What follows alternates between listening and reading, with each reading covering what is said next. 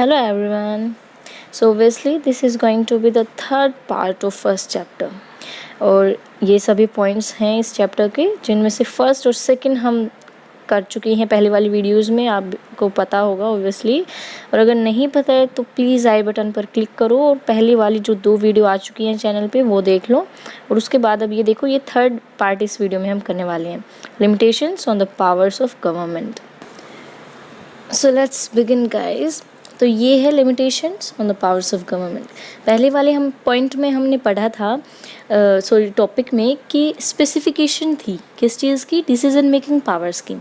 अब वो स्पेसिफिकेशन दे दी तो लिमिटेशंस भी ज़रूरी है गवर्नमेंट की। ये तो नहीं है कि अपनी मर्ज़ी से कुछ भी बनाती रहेगी गवर्नमेंट। लिमिटेशन इसलिए बहुत ज़्यादा ज़रूरी होती है। लेकिन लिमिटेशन से जानने से पहले यहाँ पर साइड में एक कार्टून दिया गया है। इस कार्टून को देखते हैं एक बार क्या है। तो ये है हमारा कार्टून। अब कार्टून इम्पोर्टेंट है, ये ध्यान रखना है। सीबीएसई ने कार्टून को, मैप्स को या कोई और चीज़ें आती हैं इनके जैसे, उनको बहुत इम्पोर्टेंस दी है, ठीक है। अब इसलिए इसको देखते हैं। ये क्या, यूरोपियन कॉन्स्टिट्यूशन। कहाँ का कॉन्स्टिट्यूशन है? ये यूरोप का है। ये लोग पकड़े हुए हैं, कॉन्स्टिट्यूशन को लिए हुए हैं। इसका मतलब या तो बना रहे हैं या बना चुके हैं, ठीक है। नीचे लिखा हुआ द फ्यूडिंग फादर्स, ये जो कॉन्स्टिट्यूशन बनाने वाले हैं, ठीक है। इस कार्टून के बारे में नीचे कुछ दिया गया है, चलो वो पढ़ते हैं। तो ये यहाँ पे कुछ इन्फॉर्मेशन दी गई है कार्टून के बारे में। ये क्या है, countries of the European Union try to create a European constitution. जो यूरोपियन यूनियन है, एक ऑर्गेनाइजेशन है, इसके कंट्रीज़ ने, जो इसके मेंबर कंट्रीज़ हैं, उन्होंने ट्राई किया है एक यूरोपियन कॉन्स्टिट्यूशन बनाने का। याद रखना, यहाँ किसी एक कंट्री की बात नहीं हो रही, पूरी यूनियन की बात हो रही है। यहाँ बहुत सारे कंट्रीज़ हैं, वो अपना कॉन्स्टिट्यूशन बनाना चाहते थे यूरोप के यूनियन का, ठीक है। तो क्या हुआ, ट्राई किया इन्होंने, आगे देखते क्या हुआ। And the attempt failed.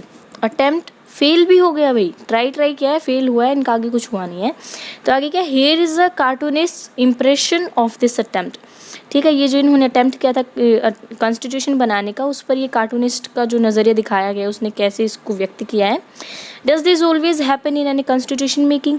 क्या हमेशा ही जब कॉन्स्टिट्यूशन कोई बनाया जाता है उसमें होता है ऐसा ही? भाई नहीं होता है। देखो सीधी सी बात है, इंडिया का एग्जाम्पल ले लो आप। इंडिया का एग्जाम्पल क्या है, कॉन्स्टिट्यूशन बनाने बैठे थे हमारे वाले लोग भारतवासी, और क्या किया, कॉन्स्टिट्यूशन बना के ही रहे। ऐसे नहीं अटेम्प्ट किया और फेल हो गए, ठीक है। क्यों? क्योंकि आज के टाइम भी हम देखते हैं हमारा कॉन्स्टिट्यूशन है, संविधान है, तभी हमें पता चला कि भाई वो सक्सेसफुल थे इस चीज़ को करने में। तो ये क्वेश्चन क्या है यहाँ पे, इसका आंसर मिलेगा नो। और यहाँ एक और क्वेश्चन उठता है, वो है कि ये अटेम्प्ट फेल क्यों हुआ था। अब आप सोचोगे कि हमें तो बताया नहीं है यहाँ पर कहीं पे कि अटेम्प्ट फेल क्यों हुआ, तो हम कैसे आंसर करें। तो ऐसा नहीं है कि बताया नहीं है, यहाँ पर बताया गया है। मैं आपको दिखाती हूँ कहाँ इसका आंसर दिया गया है। तो इसके आंसर के लिए चलते हैं एक बार फिर से वापस से कार्टून पे। कार्टून में 2 टर्मिनोलॉजी थी, क्या थी, यूरोपियन कॉन्स्टिट्यूशन और दूसरा द फ्यूडिंग फादर्स। यूरोपियन कॉन्स्टिट्यूशन का तो पता चल गया, फ्यूडिंग फादर्स का नहीं पता ना, मैंने भी नहीं बताया, इसी पॉइंट के लिए नहीं बताया था, एग्जैक्ट बताती हूँ।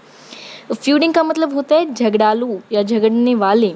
अब इनके भाई यूरोप के यूनियन के जो ये कॉन्स्टिट्यूशन के फादर थे, सॉरी बनाने वाले थे, वो कैसे थे, फ्यूडिंग फादर्स थे, झगड़े वाले थे, उनमें झगड़ा होता रहता था। तो जब तक कोऑपरेट नहीं करेंगे भाई फैमिली के मेंबर, तब तक उस जो फैमिली है, कोई भी घर है, बसेगा कैसे यार, नहीं बस सकता ना ये।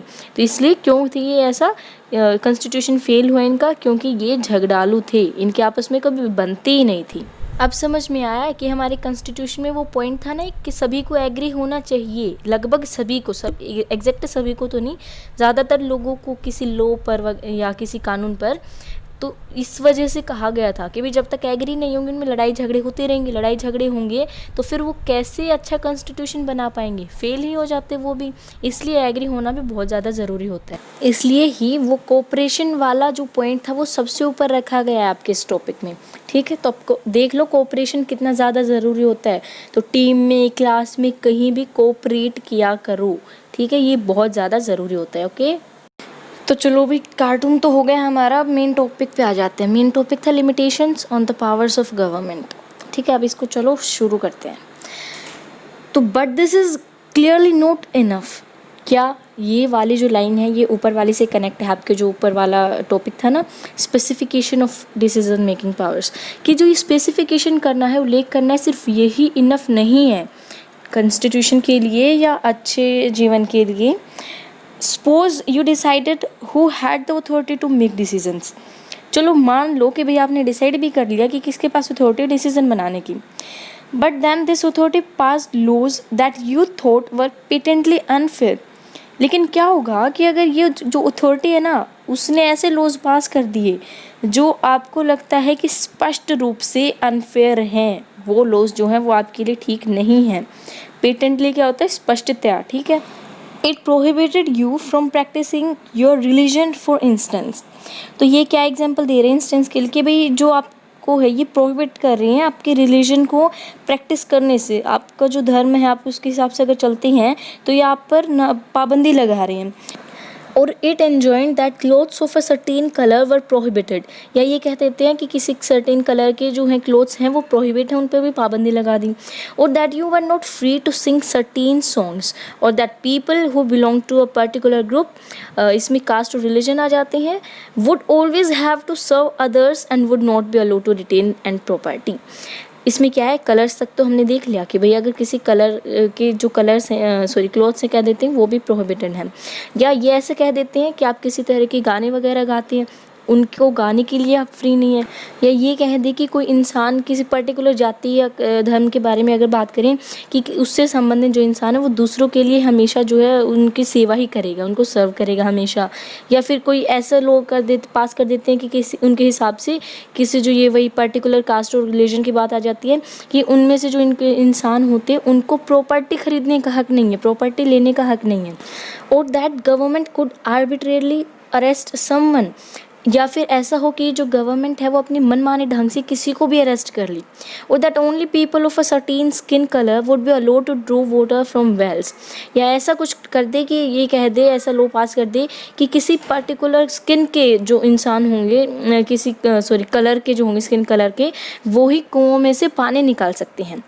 You would obviously think these laws were unjust and unfair. तो आपको ओबियसली ये लगेगा कि ये जो लॉज हैं ऐसे ऐसे अगर पास कर देते गवर्नमेंट तो ऐसे अनजस्ट हैं या अनफेयर हैं। And even though they were passed by government that had come into existence based on certain procedures. तो अगर ऐसा भी होता है ना कि ये जो लॉज हैं किसी ऐसे गवर्नमेंट के द्वारा पास की जाती हैं जो बहुत से जो अपने प्रोसीजर होते हैं उनके द्वारा आई है। प्रोसीजर्स यहाँ पर कौन से आएंगे कि हम लोगों ने उनको चुना है, इलेक्शंस वगैरह जो होते हैं, अगर ऐसी गवर्नमेंट इनको पास कर देती है, there would be something obviously unjust about that government enacting these laws. तो फिर भी क्या होगा, ये जो गवर्नमेंट है ऐसे ऐसे जो लॉज पास कर रही है ना, उनमें भी कुछ ना कुछ जो है वो गलत होगा, वो सही नहीं होगा। मतलब ये जो लॉज हैं ये मान्य नहीं होंगे चाहे इनको जो है हमारे द्वारा चुनी गई, हमारे द्वारा सिलेक्ट की गई गवर्नमेंट ही इनेक्ट करती हो, ठीक है। So the third function of a constitution is to set some limits on what a government can impose on its citizens. तो थर्ड फंक्शन क्या है कॉन्स्टिट्यूशन का हमारा, कि जो गवर्नमेंट है उस पर लिमिट लगाई जाए कि वो अपने सिटीजन्स पर क्या इम्पोज कर सकती है, क्या उन पर लागू कर सकती है, कौन से कानून बना सकती है। These limits are fundamental in the sense that government may never trespass them। और ये जो लिमिट्स होती है ना ये फंडामेंटल होती है, ये मूल होती है, इनको कोई भी गवर्नमेंट नकार नहीं सकती है, ठीक है। ये जो लिमिट्स होती हैं इनके ऊपर नहीं जा सकती गवर्नमेंट, ये माननी ही पड़ती हैं। Constitutions limit the powers of government in many ways. अब जो ये कॉन्स्टिट्यूशन होते हैं ये पावर को लिमिट करती गवर्नमेंट की बहुत से तरीक़ों में करते हैं। The most common way of limiting the power of government is to specify certain fundamental rights that all of us possess as citizens and which no government can never be allowed to violate. और एक सबसे main और most common तरीका क्या है limit करने का इनकी पावर को, कि हमें as a citizen fundamental rights दे दिए जाएं। हम सभी को मिलते हैं ना फंडामेंटल राइट्स, तो इनको क्या होगा, ये जो राइट्स होंगे उनको गवर्नमेंट जो है वो वायलेट नहीं कर सकेगी, उनको तोड़ नहीं सकती। ऐसे में इनकी पावर्स पर जो है लिमिटेशन आ जाती है कि इनके खिलाफ कोई भी जो लॉ वगैरह नहीं बना सकते हैं government. The exact content and interpretation of these rights varies from constitution to constitution. अब इन सब के जो ये फंडामेंटल राइट्स वगैरह होते हैं ये सभी कॉन्स्टिट्यूशंस में सेम नहीं होते हैं, इनकी व्याख्या या इनका कंटेंट सब लगभग अलग अलग होता है कॉन्स्टिट्यूशन से दूसरे कॉन्स्टिट्यूशन तक। But most constitutions will protect a basic cluster of rights. लेकिन जो ज़्यादातर कॉन्स्टिट्यूशन होती हैं वो एक बेसिक समूह जो होता है, बेसिक ग्रुप होता है जो राइट्स का, उसको प्रोटेक्ट करते हैं। अब बेसिक में क्या आता है देखो, citizens will be protected from being arrested arbitrarily and for no reason. ठीक है, इस चीज़ से सिटीजन्स को बचाया जाएगा कि जो गवर्नमेंट है अपने मनमाने ढंग से किसी को भी ना अरेस्ट कर लें और किसी बिना रीज़न का अरेस्ट ना करें। This is one basic limitation upon the power of government. ये सबसे बेसिक लिमिटेशन है किस चीज़ के ऊपर? पावर के ऊपर, गवर्नमेंट की पावर के ऊपर। Citizens will normally have the right to some basic liberties. अब सिटीजन्स के पास बेसिक लिबर्टीज़ के भी राइट होंगे। कौन सी हैं? To freedom of speech, freedom of conscience, freedom of association, freedom to conduct a trade और बिजनेस एट्सेट्रा। तो आपको पता है स्पीच की फ्रीडम के ऊपर ये कंसाइंस होता है, अंतरात्मा की फ्रीडम के लिए, एसोसिएशन कोई बनाने के लिए आपको फ्रीडम मिलनी चाहिए, और ट्रेड या बिजनेस के लिए जो फ्रीडम है उसके ऊपर आपको जो है फंडामेंटल राइट्स मिलते हैं। एक वर्ड है यहाँ पर फ्रीडम ऑफ स्पीच। इसके ऊपर हाल ही में एक मुद्दा उठा हुआ है, आपको पता होगा, जो प्रशांत भूषण का जो मुद्दा उठा हुआ है, उन्होंने जो हमारी चीफ जस्टिस ऑफ इंडिया हैं उनके बारे में कुछ ट्वीट किया था। ठीक है, उसको लेकर क्या है, उन पर क्रिमिनल कंटेम्प्ट लगा दिया गया है, क्रिमिनल कंटेम्प्ट ऑफ कोर्ट।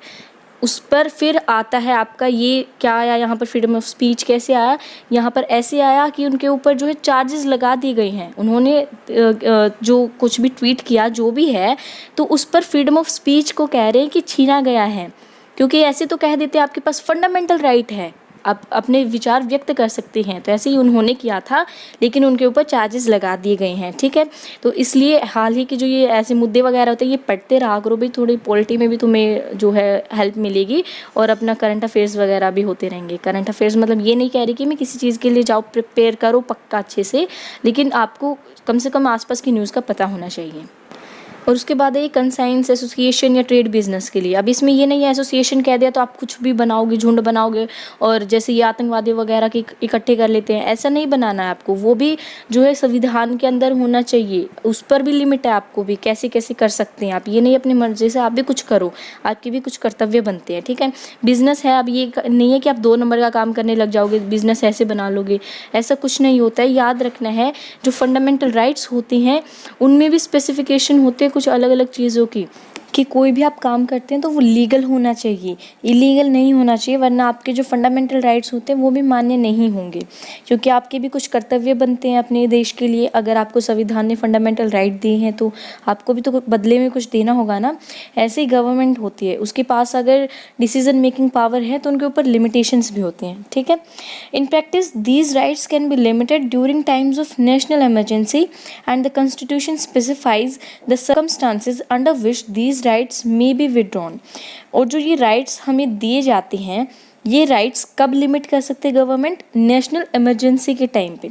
इसका एक एग्जांपल आपको मिलता है 1975 में, आप अगर वापस जाते हैं तो तब जब क्या था, जब हमारे इमरजेंसी लगाई गई थी भारत में, उस टाइम पर फंडामेंटल राइट्स जो है हमारे छीन लिए गए थे नागरिकों के।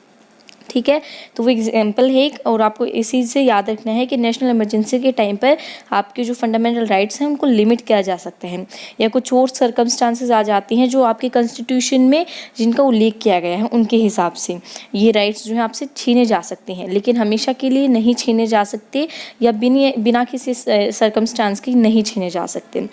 So that's all for today guys. ये सारा हमने जो पढ़ा है लिमिटेशंस ऑफ गवर्नमेंट था, इसमें आगे हम नेक्स्ट टॉपिक करेंगे नेक्स्ट वीडियो में। आज के लिए बस इतना ही।